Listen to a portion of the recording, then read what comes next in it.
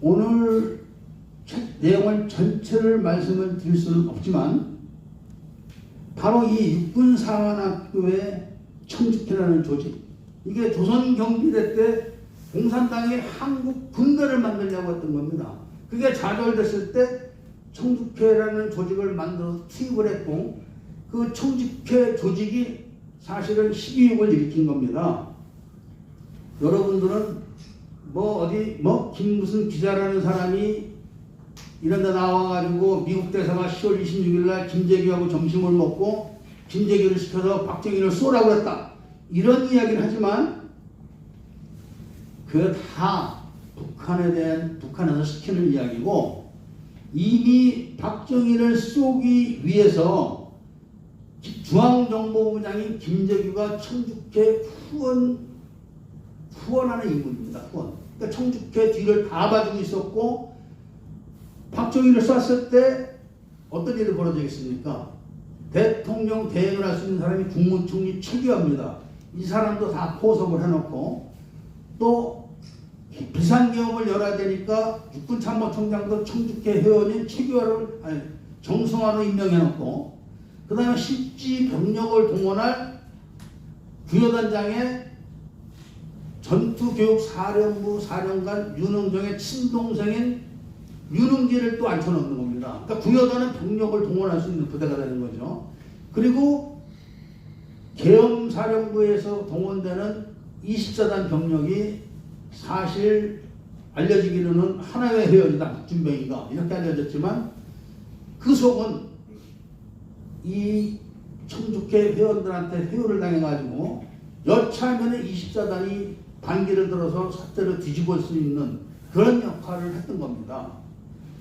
그렇게 해가지고 12.6을 일으켜가지고 박정희를 쐈지만, 이 준비가 허술해가지고 바로 김재규가 총을 쏜 범인으로 몰려서 즉각 체포되는 바람에 그 내막을 알게 된 하나회에서 이 정승화를 체포하고 할 때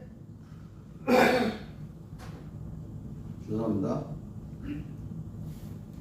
이미 청주회는 박정희를 쏠 때부터 서울 주변에 부대를 동원할 태세를 갖춰놓은 겁니다.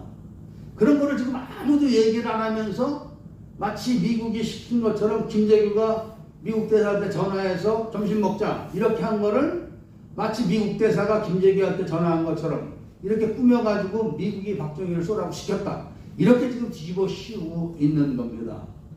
이게 바로 이 공작이라는 것인데, 이런데 지금 대한민국이 굉장히 취약해가지고 5.18을 일으킨 것도 육사 청주회 장성들이 전투교육사령관, 그 다음에 31사단장, 그 다음에 칠공수 여단도 굉장히 지금 혐의가 높지만 제가 아직까지는 확신을 할 수가 없습니다. 칠공수는.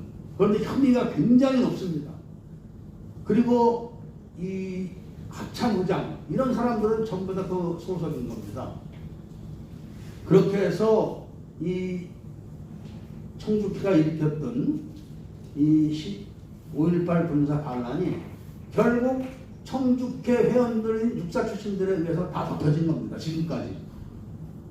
그래서 제가 이 두 책을 써냈을 때 육사 출신들이 저에게 지금 손봐주겠다, 가만두지 않겠다, 죽이겠다 이런 말을 해야 되는데, 나는 죽는 거 요만큼도 겁이 안 납니다. 사실 김대중이가 그런 반역을 했을 때 우리 쪽에서는 김대중과 그 강요들을 전부 다 제거하려고 했었습니다. 겁이 없어요. 우리는 대한민국을 위해서는 지금 여기서 죽으라도 죽을 수 있습니다. 이런 이야기를 하는 것은 저 사람들이 지금 대놓고 나한테 협박을 하는데, 우리는 이런 모든 정보를 미국에 제공을 했습니다. 그리고 영변에 있는 핵기지 비밀도 저 책에 있지만 우리가 직접 미국에 제공했던 거고, 그 작전 지휘는 제가 했습니다. 이런 사람한테 육사 나와서 어디 영광급 있다, 별 몇 개 달았다는 사람들이 뜨뜻한 밥 먹고 지금 저를 죽인다 이러는데, 저는 제가 지금이라도 얼마든지 여기 쏴서 제가 먼저 갈 수도 있는 사람입니다. 그런데 이런 비밀을 공개해서 대한민국을 정상적인 나라로 만들고자 하는 이런 노력을 하는 데다가 나라 돈으로 먹고 살고 나라 돈으로 처자식을 먹여 살린 사람들이 나라를 바로잡겠다는데 간첩 행위를 하고 반란 행위를 했던 사람들을 두둔하고 은닉해가면서 너 가만 안 둬. 총총무 앞으로 손 빠질 거야. 이런 얘기를 하고 다닌다는 겁니다. 그러니까 이 내용을 들으시는 국민들께서는 이런 거 용납하면 안 됩니다. 아니 지금 이 책이 제가 다 얘기를 하지 못해서 그런데 제2연평해전도 결국은 청주회 회원들이 다 북한 장성들하고 협의해서 일으킨 겁니다. 그리고 얼마 전에 신문에 났지만 휴전선과 동서남해 그다음에 주요 군기지를 경계하는 과학화 경계 장비 1300대가 다 철거됐다고 했습니다.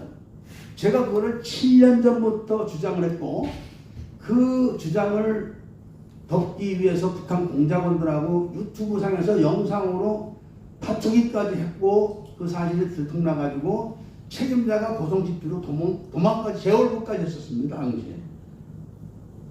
이런 상황에서 육사 출신들이 1300대의 그 감시 장비가 감시하는 경계 감시 정보가 어떻게 북한군하고 실시간으로 같이 볼 수가 있습니까? 이게 말이 됩니까? 아니 1300개 중에서 한 군데만 그래도 문제가 되는데 1300대 전체가 그렇게 된 겁니다. 그리고 지금 얼마 전에도 어저께도 SM 중고도 대공미사일 개발이 끝났다 이렇게 발표를 했지만 그 개발 북한은 벌써 옛날에 끝났습니다. 북한은 모든 이런 과학 기술들을 중국과 북한에 그대로 다 넘겨주고 KF-21 기밀도 중국이 다 가져가 놓고 이거를 인도네시아에게 뒤집어 씌우면서 얼버무리고 ADD 국방과학기술연구소가 서버째 기술을 털려서 아랍에미레이트로 가 있고 그 아랍에미레이트에 가져간 기술들을 기술화시켜주기 위해서 문재인이가 임기 끝나기 일주일 전에 별도의 비밀 사무실을 아랍에미레이트에 차려주고 그 현장에 바로 안보사령관을 했던 육사 출신 청주회 장성이 대사가 돼서 그걸 관리를 하고 있었습니다. 이런 현실 속에서 이런 이야기를 하는 사람을 육사 출신들이 죽이겠다고 지금 나오니까 국민 여러분들하고 국군 장병들은 앞으로 내 지휘관이 나를 쏠 수 있다는 걸 아셔야 됩니다.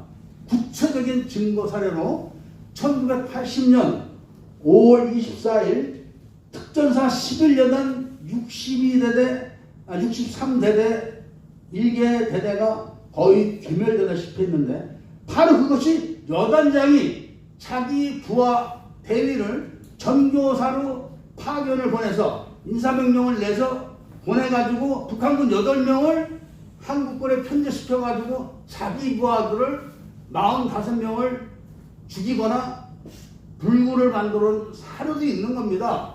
그리고 그거를 국방부에서 서로까지 꾸며서 지금까지 숨겨오고 있는 겁니다.